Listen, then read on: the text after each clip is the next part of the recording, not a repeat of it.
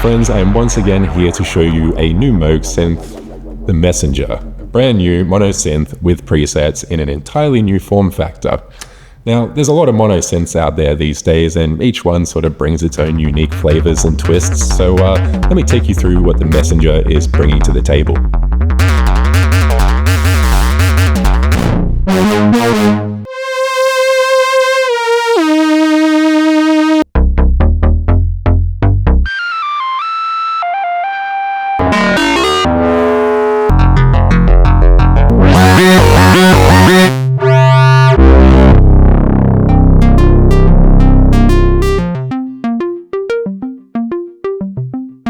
So the Messenger is a 32-key synth, full-size keys, velocity and aftertouch sensitive.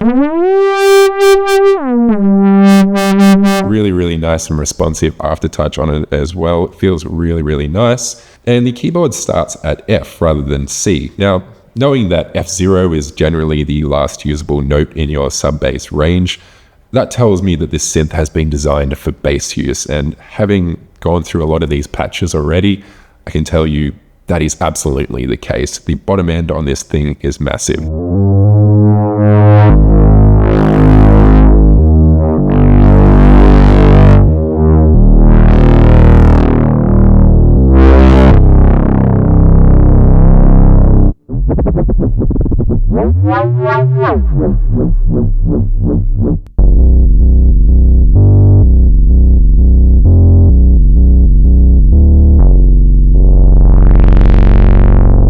Now, Moog being Moog, the synthesis section is all analog, but the oscillators are worth focusing in on for a sec because the wave shape knob allows some possibilities that I've never actually encountered before.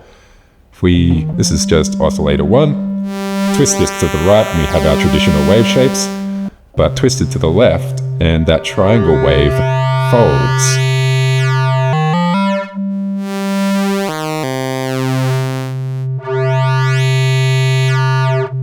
So I've never seen East and West Coast synthesis joined at the hip like this. Really cool. And I have to assume there's an engineer out there who's feeling very smug with themselves. Right for East Coast, left for West Coast. Very clever. But we've got two of these oscillators to work with, and we have FM and sync possibilities as well. So let's bring up this second oscillator. Bring in some FM.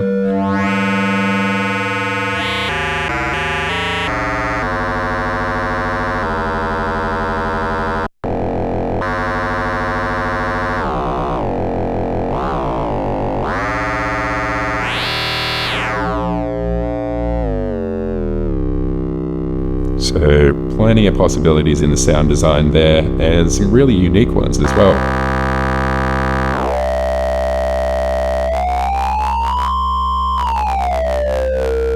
Classic sync sounds on tap, but made more interesting when used with wave folding.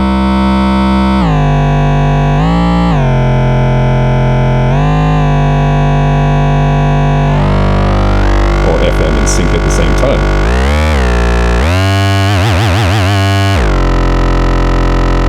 So many tonal possibilities in the oscillator section. So good to have East and West Coast together at last. We also have a sub-oscillator. Let's just dial all of this back. The sub-oscillator is locked in to be an octave below oscillator 1. And you've got wave shape control over that as well.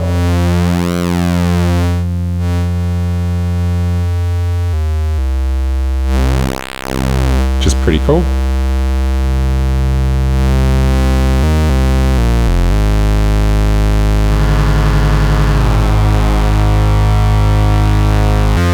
Really quickly end up with these really nice thick sounds.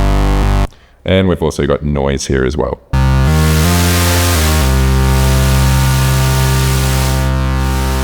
But moving along to the filter, we have a single multi-mode filter on the Messenger, 4-pole, 2-pole, low-pass options, and bandpass and high-pass. Now, probably the big news of the filter circuit is actually this res bass switch. If you've ever owned a Moog, you'd be very familiar with the characteristic of the filter where you turn the resonance up and you lose a fair bit of bottom end. So just to demonstrate, you can hear that bottom end's becoming pretty anemic as I turn it up. We've still got a big bottom end with no resonance. But now we've got this res bass switch, which keeps that bottom end consistent throughout the range of the resonance.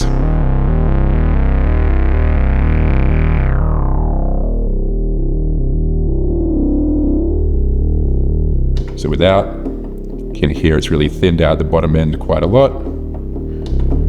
Oh, and it's back.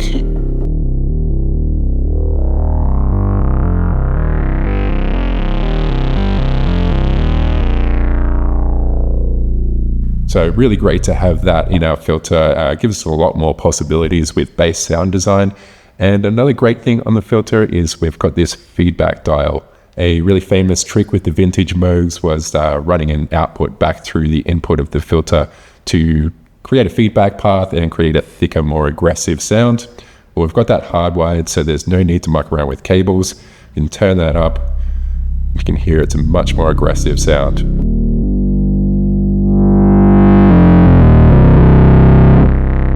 Without.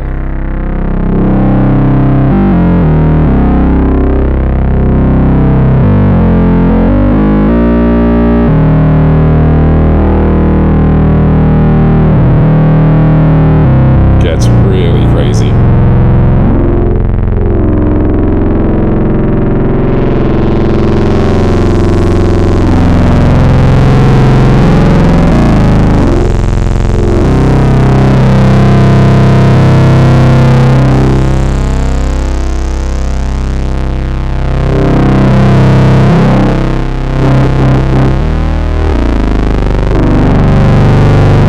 Massive sound to it. Really love that feedback dial. I was playing around with it for ages earlier. And then we've also got Oscillator 2 router to the cutoff as well for some extra FM fun.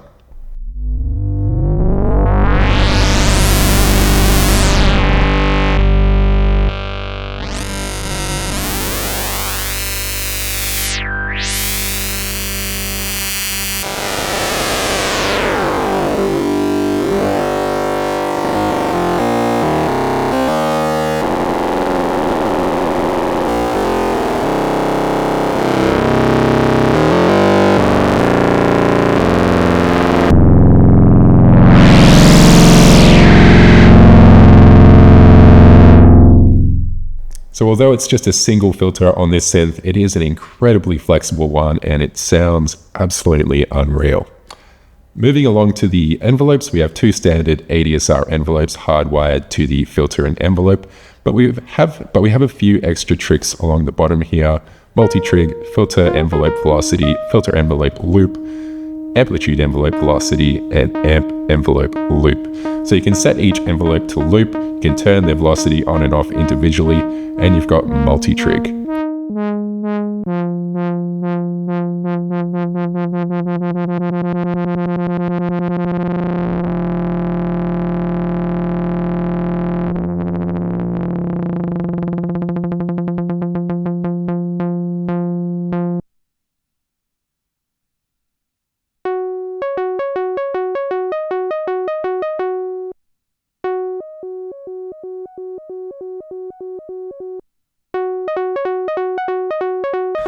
Moving around to these buttons in the bottom right hand corner here, this is an important section because these dictate what these 16 buttons along the bottom here do. So with patch selected, it obviously selects patches.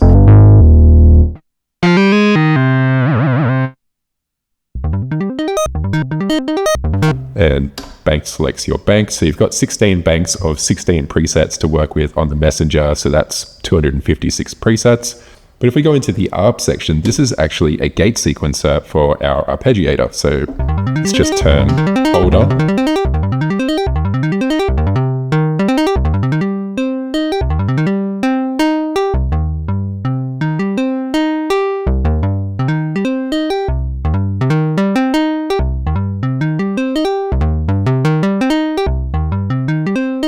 If we hold settings and go to our ARP pattern, we can change the pattern.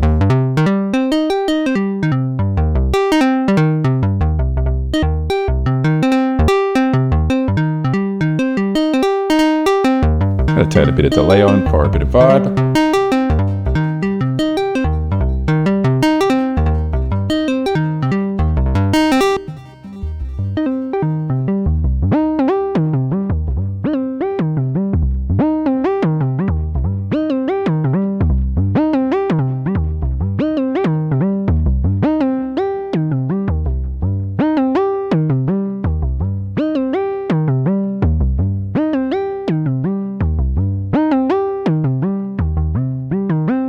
we can change the octave as well.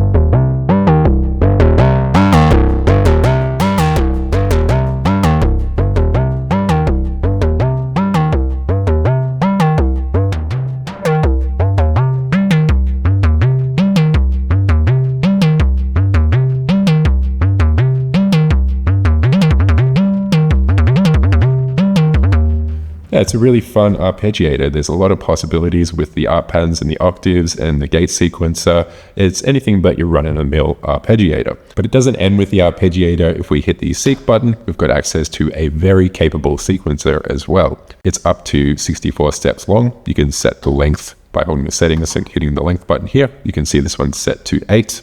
Hit play or scroll through those. We can easily live record by pressing the record button, or we can set them manually by inputting steps and choosing notes.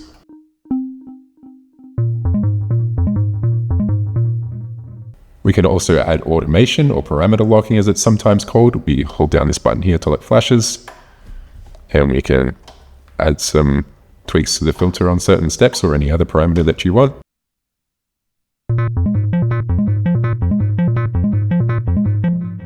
And we also have extensive probability control on this sequencer as well. You can see here we have note probability and gate probability. Note probability you may not be familiar with. It actually introduces a probability of notes in your sequence changing. And to prevent that being just completely random and not melodically cohesive, you can add notes to a note pool for the sequencer to choose from when it does change.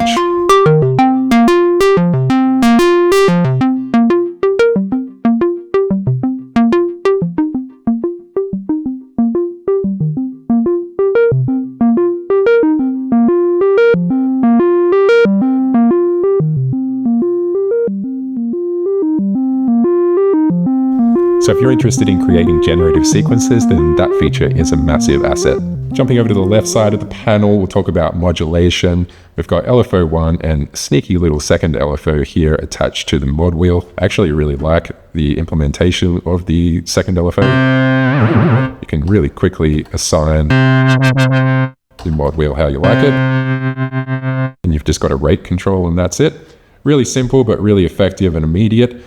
But on LFO1, we have sync, so tempo sync. We've got a few shape options and a few quick options for common modulation routings. But you can also do a custom assign as well. Hold this button and say you want to have it assigned to the filter envelope decay, then easy enough to dial in. Plus, there is actually one extra modulation option here that I should mention as well, keyboard sample and hold. So you can actually have the keyboard send a random value to a parameter of your choosing every time you push a key. So it goes really nicely when assigned to like the filter cutoff and you've got the arpeggiator turned on. It's a nice little effect.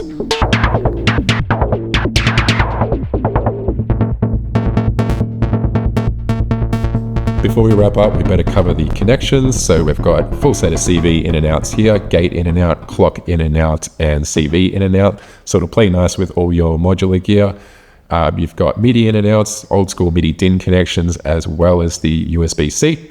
Power supply input, you've got a sustain and expression pedal input. You've got an external input, which comes through on the feedback knob. So that's your level control on the feedback knob. Headphones output and a single audio output. Now this is a completely mono synthesizer. There's no effects. There's nothing stereo about it. So it's just this single out and that's it. Now, speaking of things that it doesn't have, there's no screen on this synth, which is very unusual for a preset synth. Not even like an alphanumeric kind of calculator looking one like the base station has. I didn't find myself wishing it had a screen, but I could definitely understand the value of having some extra visual feedback when it comes to sequencing or even like reverse engineering some patches that are loaded into this machine. So I'll put it to you guys. What do you guys think? Should it have had a screen? It's probably brought the cost down a little bit not having one and not requiring firmware to develop. But yeah, jury's out on that one. But screen or no screen, I'm a big fan of the Messenger. It has an amazing sound to it with those incredible oscillators and the new filter. It's a really immediate synth as well. As soon as I got it out of the box and played a few of the presets, I had a smile on my face. And same goes with a lot of the Moog releases recently. Actually, the Muse, the Labyrinth, all of them are really immediate and they just seem to be dialed in right from the factory. Like there's not a lot of work required to get the sounds that you're after. And I can't say that for all analog synths, you know, some of them you need to spend a little bit of time with to figure them out and figure out their sweet spots. But the Moogs just seem to have enormous sweet spots lately. So that's all we have time for today. Thanks for tuning in. These are available at Store DJ now. Pop into any of our stores around Australia to check it out for yourself, or check out the link in the description for the product page on our website. My name is Mike. I'll see you in the next one.